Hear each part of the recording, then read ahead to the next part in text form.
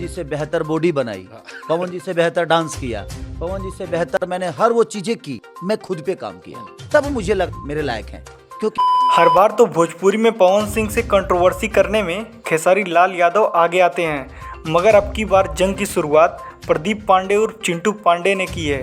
हालांकि ये पहली बार नहीं है कि चिंटू पांडे ने खेसारी लाल यादव को लेकर कोई विवादित बयान दिया हो। जी हाँ, इससे पहले भी चिंटू पांडे कई बार खेसारी लाल यादव के ऊपर विवादित बयान दे चुके हैं। सब कुछ तो ठीक है, उनका कहना भी सही है कि आपस में ना लड़कर इंडस्ट्री को आगे बढ़ाने में उसकी मदद की जाए, लेकिन किसी सुपरस्टार को नाच का लवंडा बताना ये तो गलत बात है।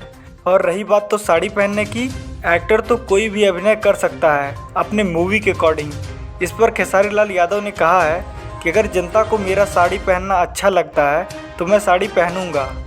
कुछ एनालिसिस और कॉमन सेंस ये कहता है कि चिंटू पांडे की फिल्में फ्लॉप चल रही हैं, जिसकी वजह से वो भोजपुरी के सुपरस्टार खेसारी लाल यादव के साथ कंट्रोवर्सी क्रिएट करके खुद को हाईलाइटेड करना चाहते हैं और ट्रेंड में आना चाहते हैं। आप लोगों का क्या कहना है इन सब चीज़ों के बारे में, हमें कमेंट बॉक्स में ज़रूर बताएं।